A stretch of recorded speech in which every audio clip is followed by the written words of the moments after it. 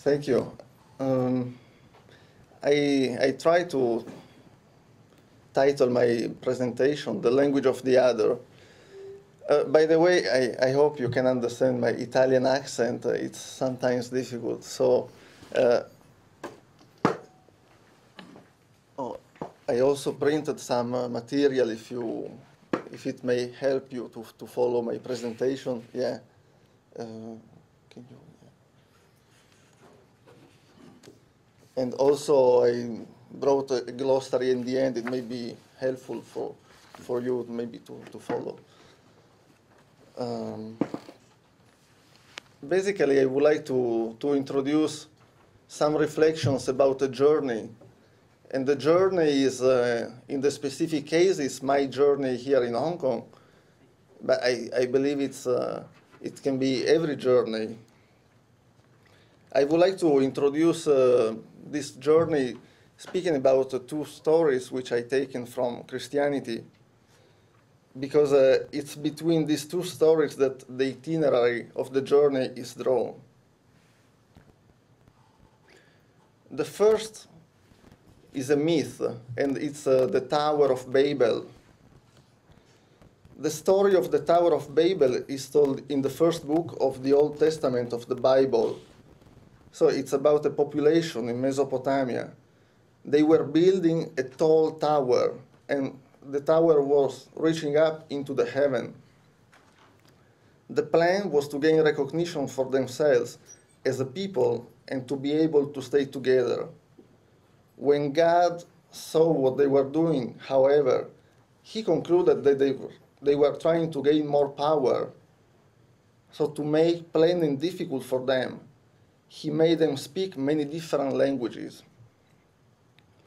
So basically, they were participating all together to the construction of this tower, but suddenly they were unable to communicate.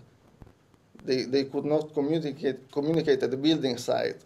So the people gave up the project and scattered to different lands.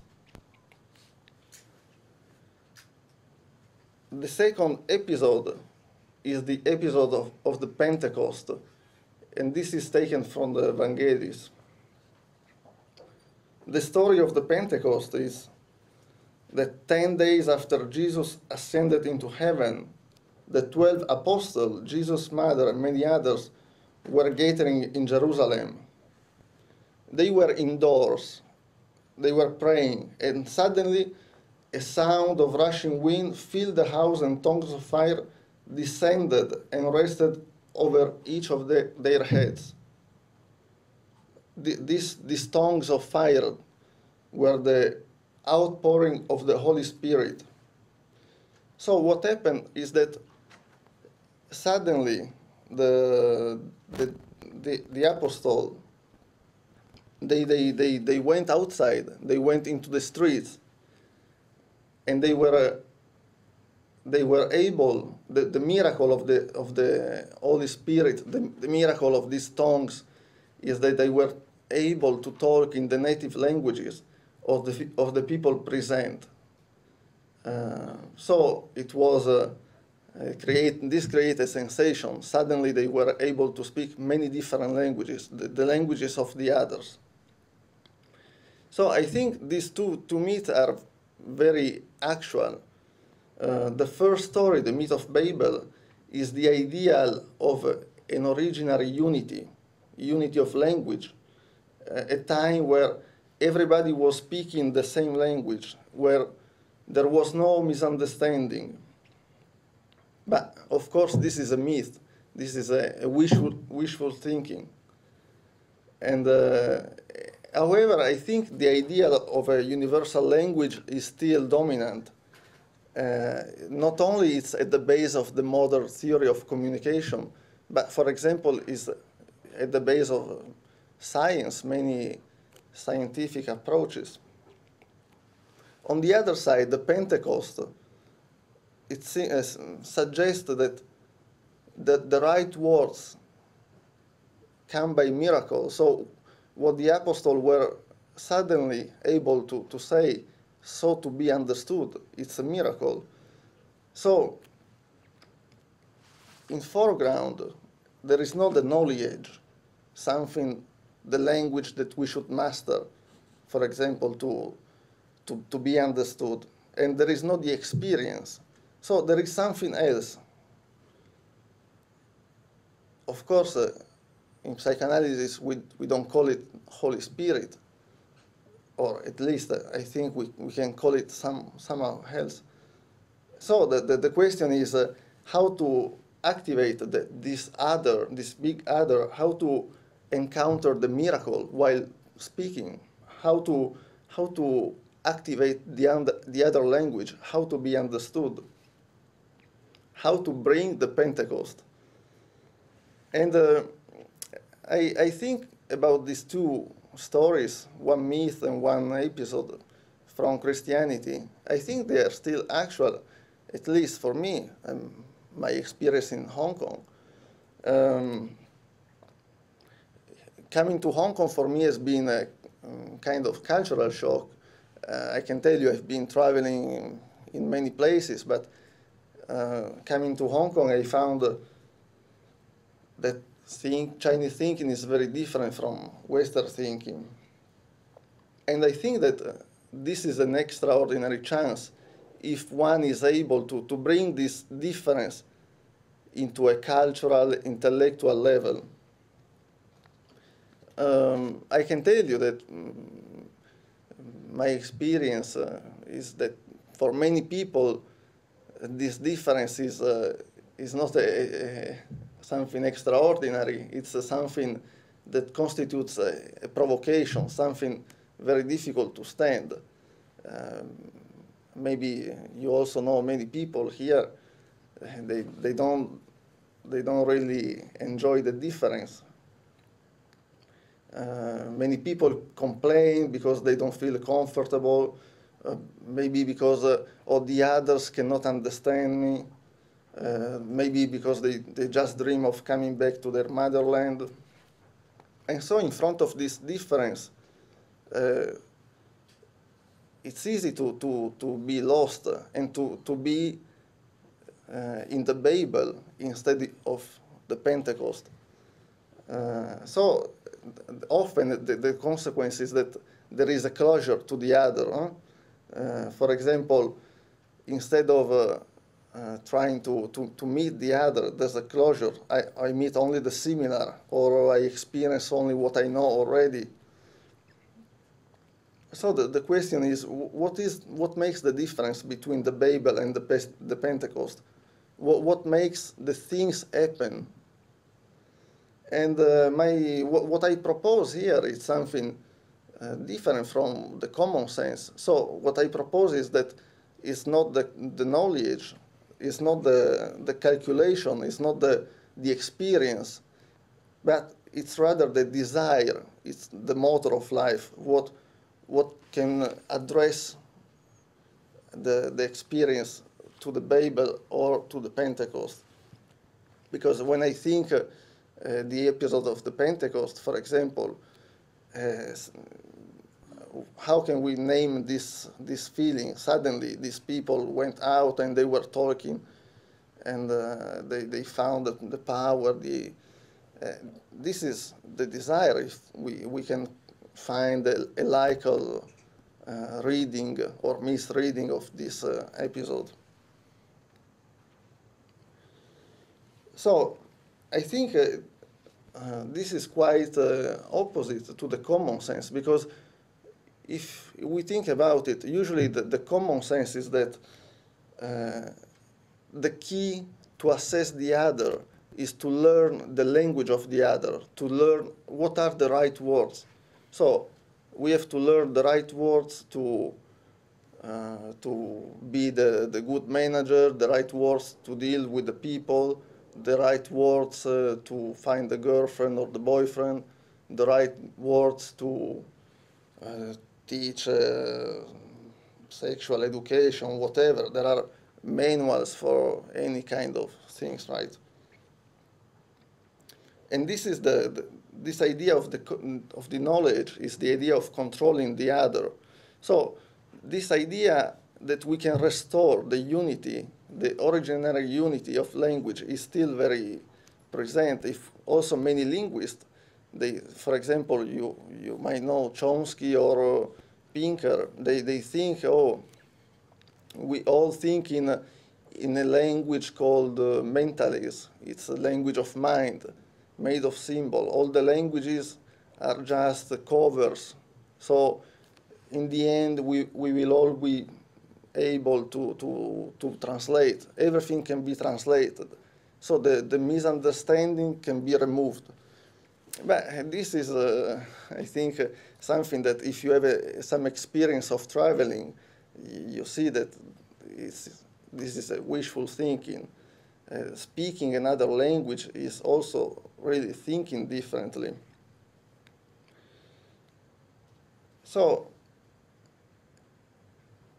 this idea of knowledge as a tool for mastering the other is something actually as old as humanity.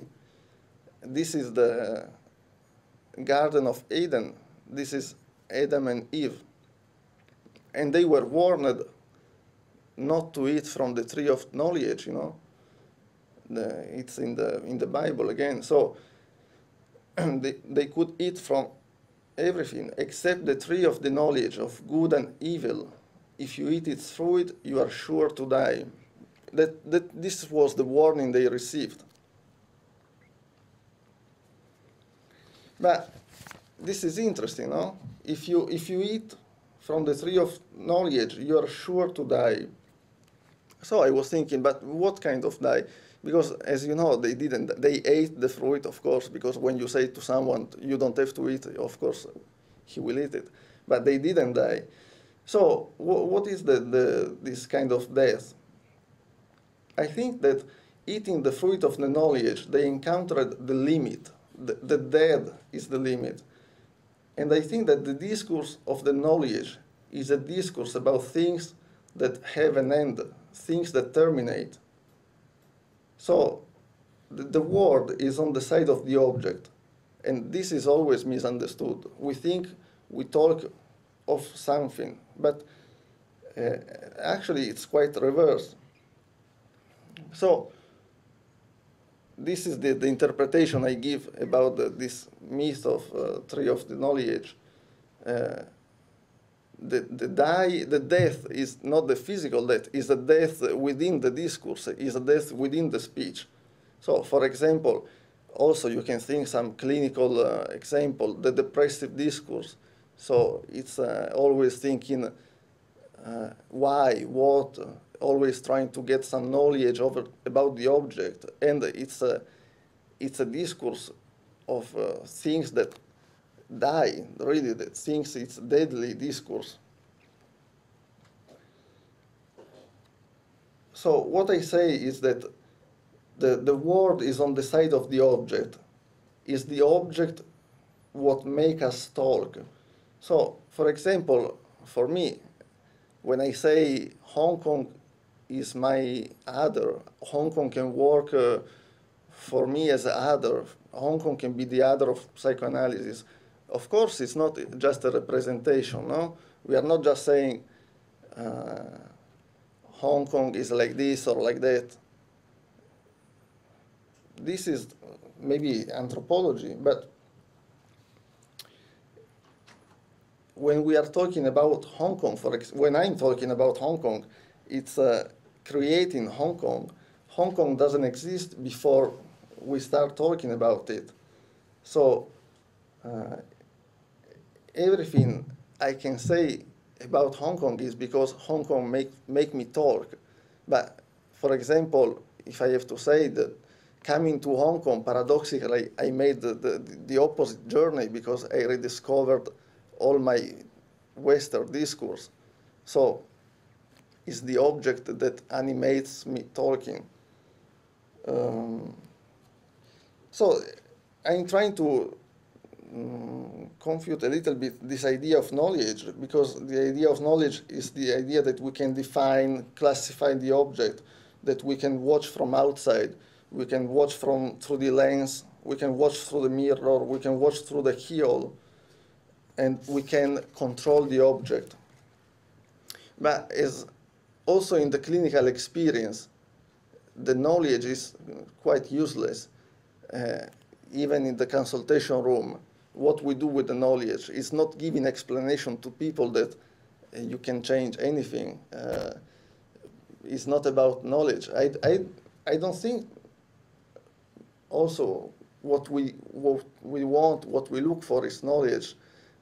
Also in psychoanalysis, the clinical experience shows that we want telling, we want stories, we want dreams, but knowledge is, it's another ideal, I think. It's, for example, the ideal of anthropology. So representing the other, representing the different, representing the different in terms of more or less, in terms of the negative, what the other has compared to me or to another one. But I think for our discourse, what is relevant and what psychoanalysis can really subvert is that psychoanalysis starts with the semblance and with the transference. So it means that if there is a transference, if there is a semblance, if there is something that we cannot explain, if there is a desire, it means that at work, it means that operating is the word, not just the subject. So that the word talking produce some effects. And this is rather subverting because this is against and this is opposite to what all the philosophies say. So what we need is not to represent the other, but what we need is to activate the unconscious, to listen to the unconscious, because if there is no listening, there is no unconscious. And we should try to create some dispositive for let the speech work. We need a dispositive of writing, and we need to establish the conversation, the narration, so to have an interlocutor. So, you see, it's already different. We don't need to transfer information. The important is to talk, creating a dispositive for talking, for saying something, because if we follow the speech, we can have some effects, we can go somewhere. If the issue is just repeating some message or transferring some message, but this is nothing interesting, I think.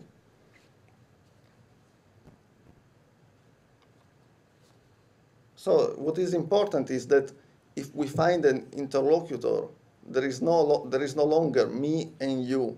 It's not specular, the relation. There is something else. So it means that we are talking. Maybe we misunderstand, but we feel that there is something more that is important.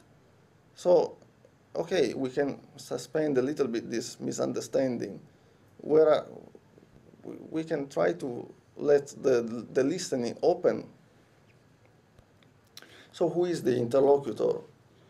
The interlocutor, at first, I would say, is the unconscious. We don't talk to the other. We are listening to the unconscious talking. So the interlocutor can be everyone, can be someone we have met for once, can be someone today. Maybe there is some interlocutor here, maybe talking. We don't know who we are talking to, but we feel that maybe talking, there is some word that is connecting, associating to something else, so make us think to something. So this is already a dispositive of interlocution. So I said that the semblance is the condition of the transference, and the semblance is likeliness, appearance. The semblance operates, so is what it seems, but is not. So this is the condition in a relation, that something always leaps, or we cannot finally represent the other. there is an irreducible difference. So the transference is not just repetition, it's not just reproposition of old schema, but it's rather the motor of life. So that there is not, when there is transference, what we call transference psychoanalysis, it means that we are not just caught in a dialogue. It's not only me and you. I say, you reply, and we don't understand each other, and we argue, and we fight. You don't understand me. No. When we establish the dispositive of the interlocutor, when there is effects of semblance, effects of transference, something always slips. The question, the issue is always somewhere else. It's not just between me and you.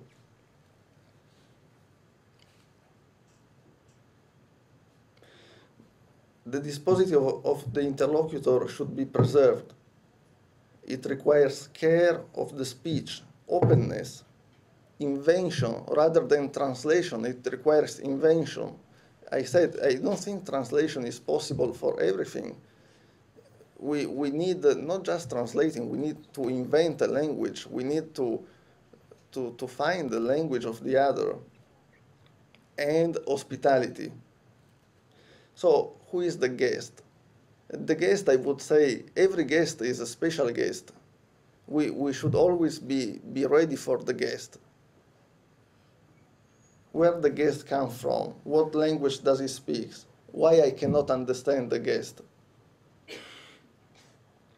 For example, you know, all the Western discourse is founded on this Greek mythology of Procrustes. He lived near the city of Eleusis, and he was inviting travelers to spend the night at his place. So he was offering hospitality. But what kind of hospitality? A very funny idea of hospitality. The travelers went to his house, and he would tie the people to an iron bed. And he was trying to fit the travelers to the bed. So if the bed was smaller, he was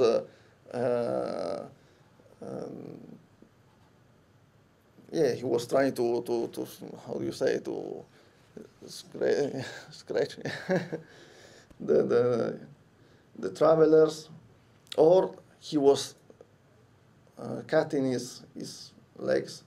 So this is of course not the idea of hospitality. The hospitality is not the other must fit my categories. The other must adapt to my saying. The other must learn my vocabulary. We have another idea of hospitality, no? It means that we cannot represent the other. We cannot represent the guest. We cannot represent the other as the unable, the man without qualities, the sufferer.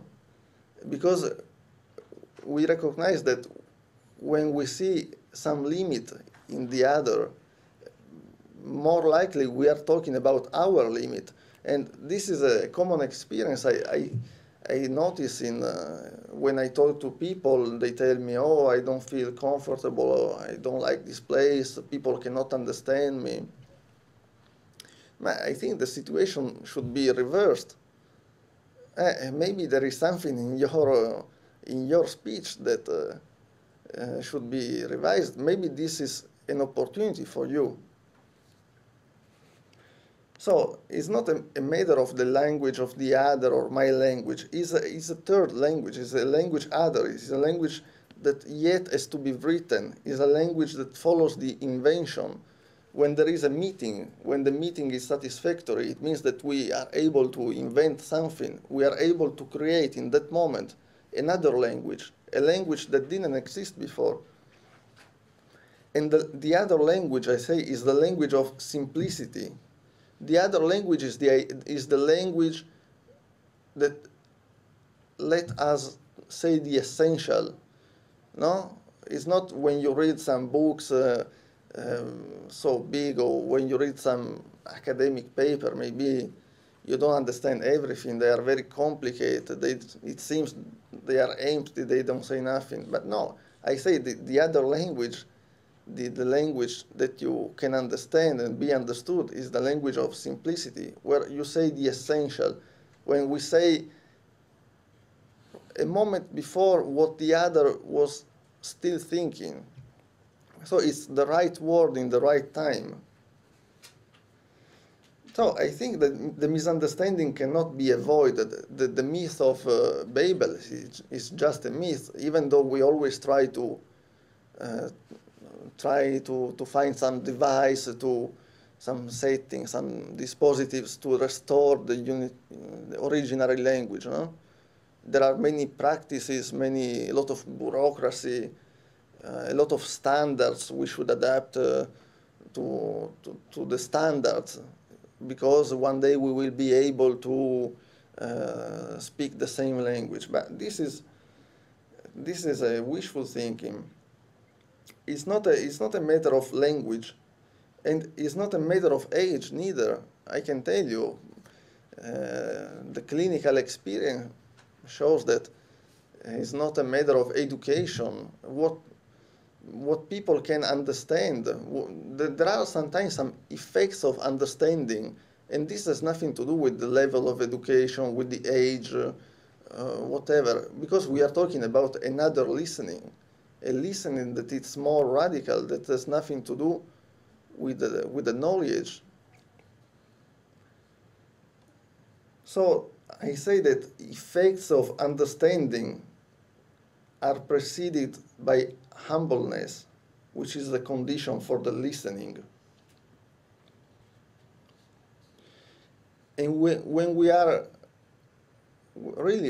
in the speech, when we are in the word, that the speech is at work and is able to skip the ideal objective. We always have many objectives. I want this, I want that, this is my goal. These are, in most cases, very ideal objective. But when we are talking, then the things also goes to a clarification. Talking, we are able to, the speaking, this is the miracle of the Pentecost. While talking, we are able to understand even where our desire is going. Sometimes we don't know. We have many ideas in the mind. I want this, I would like to do that, I would like to be like this. Then we start talking. We forget of all these ideas, and talking we understand where our desire is going.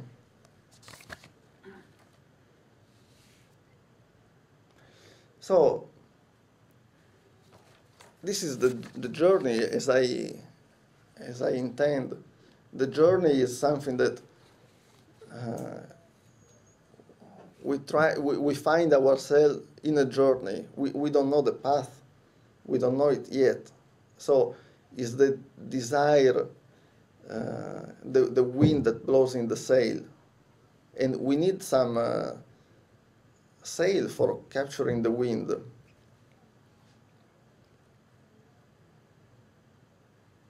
So this is my experience here, but I made these reflections about my experience, but it can be the experience of everyone. I think it can be every journey. It's the journey not only of one person, it's the journey of the science, for example, it's the journey of literature, it's the journey of it's the journey that everyone can write. Huh? And I think that maybe with these coordinates, it's easier to not to get lost in translation.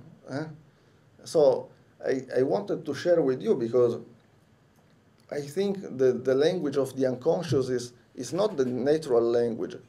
So really, how to proceed from the Babel to the Pentecost, this is a miracle. This is something that happened. In the end, the only thing I can say, if there is a desire, because things can work properly from the beginning. It's not a matter of experience or from how long we are in a place. Huh? And what I want to say is that what is always neglected is the unconscious. Is the unconscious is the great neglected of philosophy, of science, of everything. I tried. Maybe you received some copies. I tried to imagine this condition in which the unconscious is neglected, the condition of Babel, for example, or the condition of Pentecost. And I think it makes a difference. I try to make an experiment, an exercise, so don't take it as something definitive. It's just an experiment, but I think every one of you can do it. The situation in which there is a third at work, the situation in which there is a listening, openness, the unconscious. So, for example, I say when there is no the dispositive of interlocutor, when the other is represented, there is the contradiction. So I say something, you reply, you make me an objection, you have a counter argument, we have a quarrel, we argue, we make a dispute. Then suddenly there is an openness, there is a listening. So it comes the benediction. So you see today many things from Christianity. So benediction, we can play with the words. Benediction means to say well. And saying well, it means that we care of the speech. We don't care of the person, we care of the speech. So, well, now I don't think we have too much time to speak about this, but I think really we can find, I did this exercise because it was interesting for me. It's not something related to consultation room, to psychoanalysis only, but it's something that we can find some differences in the science, in the art, in the many fields. I think the unconscious is relevant to every field. So I think maybe I should stop for a while and give you some breath. Okay, thank you, Diego. So now we'll have a section from Mr. Gary Hong, who will be asking questions and conversation. Okay. So first of all, I need to find my PowerPoint, and let's see. It's hidden. It's in the talk. In the talk. Okay. So should be respond. Yeah, this one. Okay.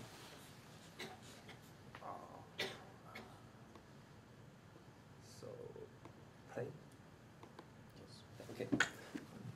Well, first of all, thank you, Diego's presentation. And well, actually, it's difficult to make any response because Diego has covered so many different areas from Christianity and also Greek mythology. So instead of responding all different areas, I try to focus on philosophy and especially on the issues about the languages. And something I'm familiar with philosophy from a philosophical point of view, and I try to use shared Wittgenstein's philosophy. The reason why I share Wittgenstein because he's one of the major philosophy in analytic philosophy, and he has spent most of his time in doing research on philosophy of languages, and his philosophy has mainly is the interaction between Frege and Russell. And these two guys are actually mathematicians and philosophers. So in his early philosophy, I mean Wittgenstein's philosophy, and you can see a lot of, it's very systematic, very structural. So sometimes most of the people think that it's very boring. So I will not cover all his philosophy. Instead, I will try to share some example from Tractatus. The early philosophy is, his main writing is of Tractatus. I will respond to Diego about whether it is possible to have universal languages. You know, as I mentioned in the previous slide, Wittgenstein's philosophy is sharing from Frege and Russell. And these two guys think that universal language is possible because every language can be reduced to sort of symbols. For example, here look at the example. There's a man to my left. There's a man to my left. It's meaningful by analyzing it into there is some x such that x is a man and x is to my left. And for any y, if y is a man and y is to my left, then y is identical to x. So it looks very clumsy, but it is very logical. If you know mathematics, you're an engineer, you understand this. All these words can be converted to the symbols. For example, a man could be a set of men, a pool of men. So in this case, Wittgenstein thinks that this is meaningful because we can use languages to describe the whole world, okay, the whole world. This is a big project, okay? But on the other hand, okay, let me see one more slide about Tractatus, atomic facts. I share something, as you know, Tractatus is very clumsy, but an extra one sentence. There's a 4.2211, very long. Even if the world is infinitely complex, as you know, the world is so sophisticated, so that every fact consists of infinite number of atomic facts, and every atomic fact is composed of infinite number of objects. Even then, there must be objects and atomic facts from Tractatus. So, you know the reason why Wittgenstein believed that we can describe the world by using languages, and we can convert these sophisticated languages into a set of systematic languages, or standard languages. Or in other words, you may call it united or unified languages. This is a response what Diego has mentioned. But is that true? Is that true? No. The answer is no. Because after writing, completing Tractatus, Wittgenstein left Cambridge, and he go to be a teacher in Austria for about 6 years. And at that time, he not only teaching those primary students, but also he added a dictionary for the primary student. A dictionary, of course, it should be in German, something like that. And in those old days, we don't have computer. He cannot just Google. He cannot just copy and paste the word and put it in the dictionary. He has to do the dictionary word by word by his own hand, copy and write down everything. He has to make the example. I think some scholars believe that the change of Wittgenstein, because he has some new insight from the languages, use of the language, especially for the kids, for the school children. Okay, the late philosophy of Wittgenstein. Wittgenstein came back to the Cambridge because some problem happens. He finds that his philosophy is incomplete, especially on the color problem. For example, this surface is red. Someone say this is red, but I say this is green. There's a problem because there will be some difference in perception in psychology. We call it perception. I see this is red, but if I have color blindness, what happens? We have different perception. So we have difficulties now. So this color problem encouraged Wittgenstein go back to the Cambridge and continue his philosophy. And now his late philosophy is changed to the daily languages, or what we call it. And we look at the philosophical investigation. This is the masterpiece of his work in his late philosophy. And I try to summarize. We can go through the entire book. Instead, we go look at two main points. The languages consist of a number of different substructures, or individual language games. In that case, we have different languages. As Diego has mentioned, what we call natural language. We have Chinese, English, Italian, or different languages have different structures or different grammar. For example, if I'm speaking to the audience now, if I put the word in different order, for example, I to the audience am speaking, I just put the word, reverse the order, but you can't understand what I'm talking about. So in this sense, we need to follow some rules about the languages in these substructures. So we have to follow all these structures. And finally, I have to mention the language is social. We have to learn the language from the society, not only from the teachers, from your parents, from your fellow classmates or friends, or we can call it collective. So in this sense, I want to say that the unity of the language is not possible, practically speaking. And okay, this is a short comment about the languages part of my. So, and now we have some time for Diego to feedback.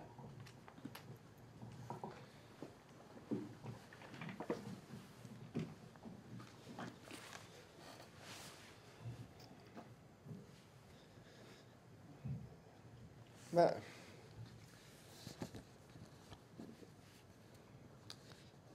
the myth of Babel is very interesting, and it's very interesting that it's founding our culture, and why this ideal of originary unity, and why so much effort trying to restore this unity.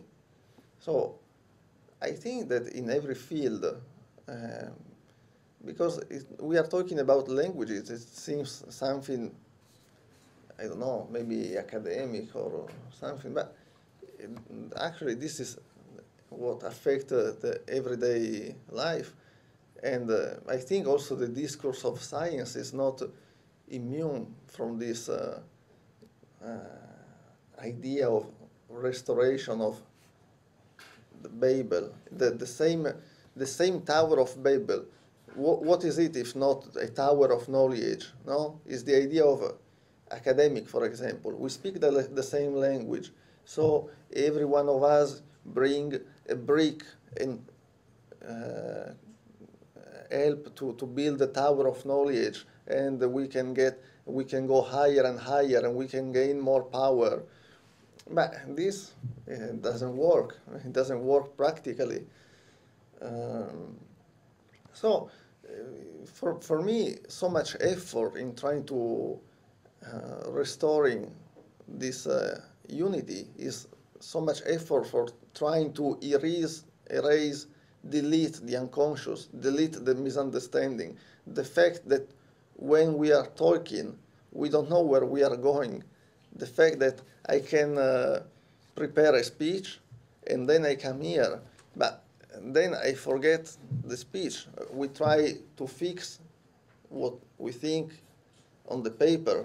We try to fix the memory, but then sleeps, forget something happened, and our words, they go by themselves. So for me, this ideal of restoring the unity is the idea of erasing the unconscious, is the subject who wants to take control.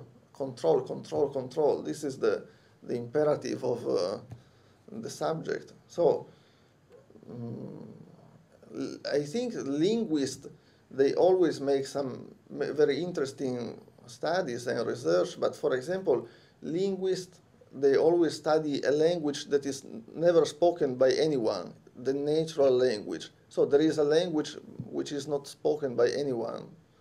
And on the other side, maybe too often, psychoanalysts and psychologists and whoever forget the matter of the language, as if the language comes second. No, the language comes first, and after the speech comes everything.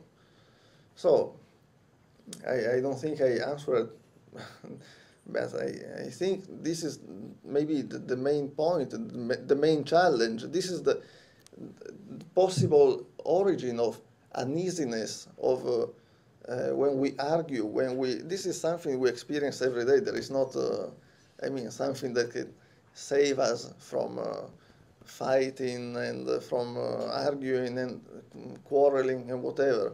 The point, maybe the challenge for everyone is to bring this misunderstanding to an intellectual, cultural, artistic level. So to bring this misunderstanding into another dimension. So don't just remain on the representation of the other, or I don't understand, or they don't understand me. So this is already going on the way to Pentecost. This is what I call the miracle. Thank you.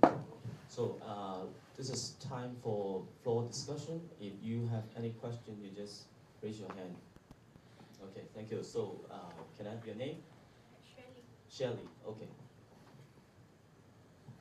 Because we don't have a mic for you, so you, Okay. yeah, you can. So I just try to speak up, but my voice is soft, so please bear with me. And let me see. In the first place, thank you very much for the inspiring talk. I'm not sure whether I can finish it, what I say, because I used to be very sentimental and always go in tears for a while, but I'm calm here. So I try to speak what I can. After I hear your talk, I'm quite touched. So that's why I behave like this. And you, after hearing your talk, it inspires me. It comes out a story like that. I After I hear your talk, I think about when I'm feeling sick, I'm ill. For me, every situation, if it is not familiar, then this kind of like feeling a bit unwell. We feel unwell in every situation from time to time, just like when I come to hear this place, I feel a little uneasy because all the strangers. And then I hear talk, I have some input. I have to readjust myself. How I readjust, I have to extend myself a little bit, such like the environment is part of me. I try to be like this, and then I try to understand what's kind of inside me, and then think, and then feel what's coming up. And by then, I translate it into English. But there's a blank space in between when I begin. When somebody tells me that's not mic, and my voice is soft, and language, English is my second language. And sometimes I can talk more properly, but some other days I stop, I blank in the middle. I have to respect it. Now I'm okay because I'm in a more constant mood. And I think this is how we learn. There were a lot of, such like a prison inside a prison. And when the gate is open, and when I knew it, I see it. How I come out of it is a kind of creativity within everybody, I guess. So sometimes creativity leads us further. And maybe desire is the starting point, I'm not sure. But if you use your energy not in a frustrating way, like where I am, how I behave, how I talk, I just feel how the flow goes, and it goes. Sometimes there were eruption, or even trauma. Even the result could be traumatic, I'm not sure. And maybe afterwards, when I go home, I will cover myself in a blanket and I'll cry a while because I speak so loud. Maybe like this, I'm not sure, but it's okay. So that's my response. That's one thing I want to ask. Because for me, everything is from the gut feeling, because I embody it as a self for the new environment from time to time. That's why I couldn't understand why language comes first, because for me it comes second instead of first or third, because there's something in between before I can talk. So that's it. Thank you for the many interesting points. I would say that the familiar, what is familiar is always easy. And I think that majority of us always try to stay within what is familiar, what is already known.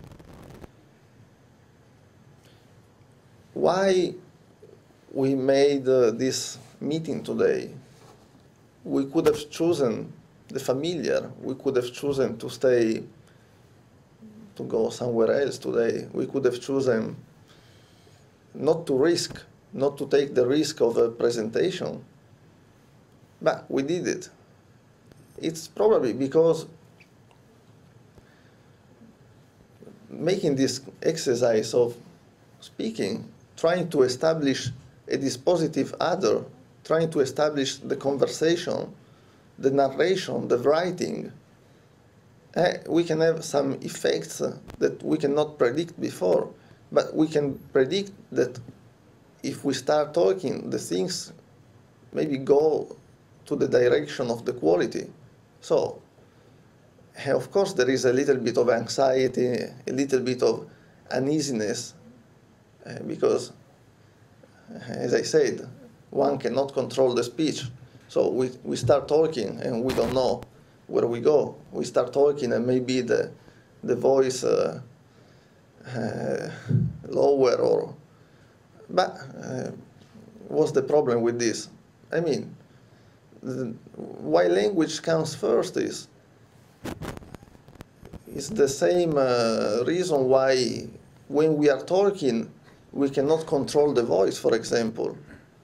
The language, we cannot have a control over the object. And yes, of course, we think, but the think is made of the same medium of speech. So what is the difference? And we speak and we say something we didn't think before. Oh, I speak and maybe I make a lapse. So who is speaking at that point? It's a paradox, huh? It's not easy to answer. But I say the language comes first, and is the only condition that we cannot falsify in a way. And I think this is quite subverting the common sense. But I think it's more fruitful. Do you mean it's a common media for subconscious to anchor, something like that? Excuse me? Is language, is what you mean, language, common medium? Common medium? Yeah, for subconscious or the other to anchor. But also the unconscious. The unconscious follows the language, follows the speech, because there is not such thing like an unconscious before. Yes, okay, there are maybe other who thinks differently, but the unconscious also is effect of a language. So it's something that follows the language. It's a product of the language. It's not. It's the unconscious. It's not the cave where we find our animal instinct. No, it's something different. Then, while speaking, we produce unconscious. I kind of got what you've been telling the audience, and in our study group that you've been asking the same question: why there's no understanding of unconscious among Chinese people. You keep asking this question time and time again, and I knew you just a few months ago, and the more I talk to you and listen to you, I feel I get to know you more now. I'm getting more personal with you, and I think this is something that you convey to us, that beyond the language, that you're something from your guts that you really, really believe in, and you try to convey to us. Today you are like a preacher, professional preacher, even though I never see you as religious person. Yes, you quote the Hebrew Bible, the Christian Bible, Old Testament, New Testament, those stories. And I think in the Pentecostal time, when the apostle was waiting for the Holy Spirit, they've been waiting for the Holy Spirit to come, to descend upon them. There's a desire, already a desire among them. And they are humble enough to receive it. If we nowadays, you may not need to believe in Christianity or the Hebrew Bible, but if you believe that there's the Spirit among us in universe, a kind of energy or life force among us, Freud would believe that we have libido, right? A kind of life force. Then the Spirit, when the Spirit moves, according to the Bible, John 3:8, the wind blows where it wills. The Spirit is like the wind. It blows, it comes. You don't know where it comes from. You don't know where it's going to. It's unpredictable. The wind, the Spirit is like the wind. If you are willing to get carried away, then you are in the Holy Spirit. You are in the unconscious, right? I'm trying to get you.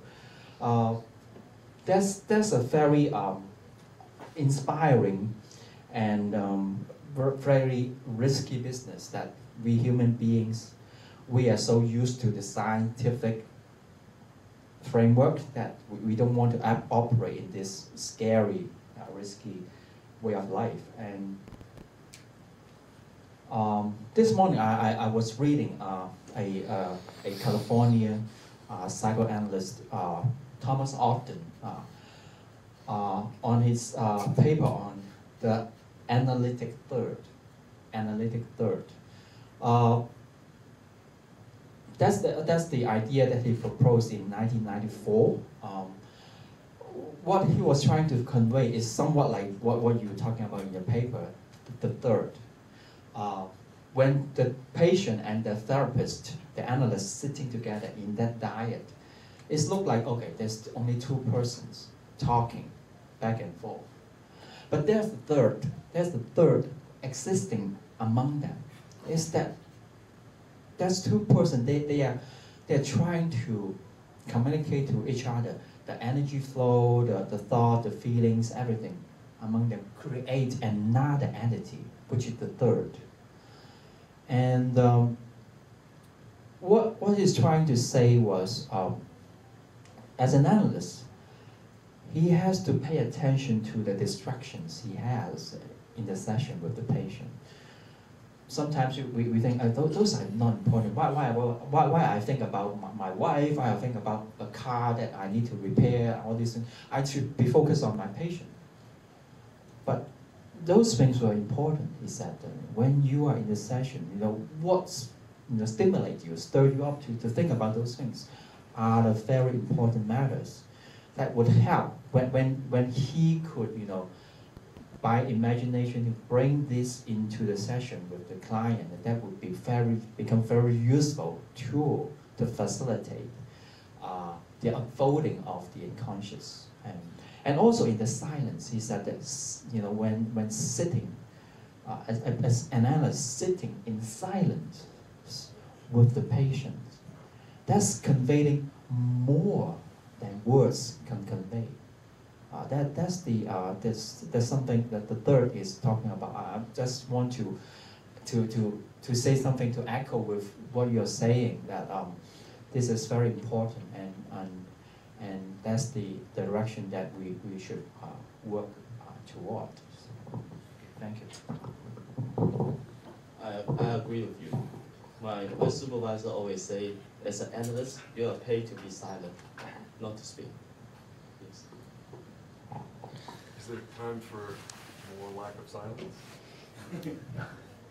So I just, maybe this is a longer answer to my question, but, so if I understand the premise of the paper, at least one of the premises, is that this difference of that the other poses for the one actually turns out to be something that's elicited in the one. Mm. So this sort of discomfort. The other is actually sort of eliciting something in the one. Yeah. And my question is, I wasn't quite sure how to connect that to when you were talking about simplicity, saying the essential, and also this notion that Jeff brought up of humbleness. I'm wondering if you could say a little bit more about the relationship. For example, you know, I came here to make a research and about psychoanalysis, and I found some literature, and all is about should we export psychoanalysis? China is ready for psychoanalysis. How to translate psychoanalysis? But this is of no interest, I think. What is the interest of exporting something? I think the interest is the reverse. Okay, I come here, I have some coordinates in my mind. My coordinates, I see they don't hold anymore, they don't work anymore. So my journey is no longer from Europe to Hong Kong, for example, is, oh, what Hong Kong can give me. So when I start speaking, I see that my vocabulary is what I was thinking a natural language. In the end, is my limit. I see my Eurocentrism, for example. So the language of simplicity is what comes first. What comes in the end. So it's kind of abandoning this language that we have already and that we give for granted. It's a paradox, but the language of simplicity is the most difficult language to achieve, is what we only can gain in the end. It's like a sculpture, it's removing, it's cleaning, it's and the language of simplicity, I think it's the language that we can achieve when we activate this other. So, for example, what Jeff was saying, yeah, it's interesting. Also in the Evangelis, also, for example, Jesus, another episode, he was saying, and we can read it in the laical version, of course. He was saying, when two people meet in my name, then there is my church. So why two?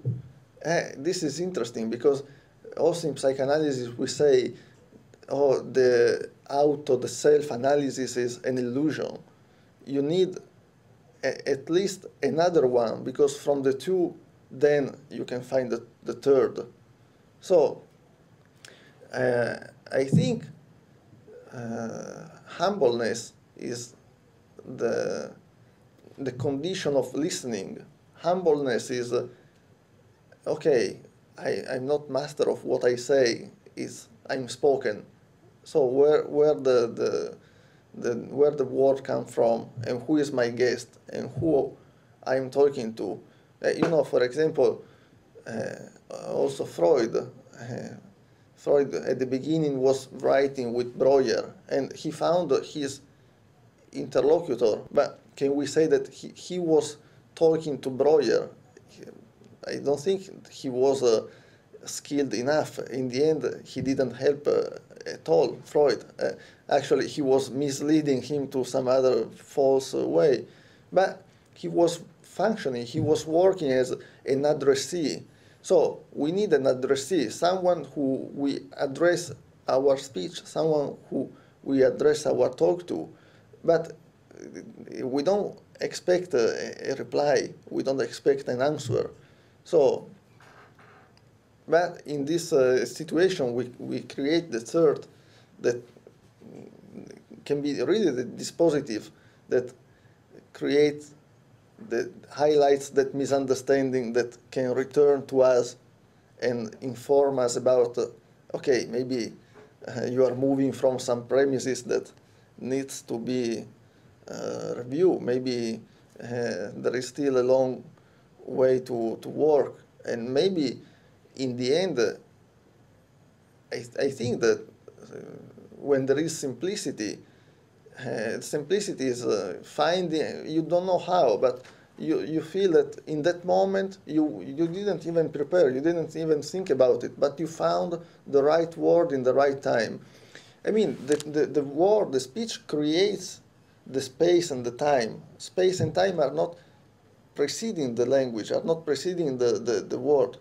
So the effective word, the effective language is the one that creates, that you say something and it happens to be the right thing in the right moment. So I think this is the effect produced by analysis, but analysis as a journey, not only the analysis on the couch. So I don't know if I... Okay,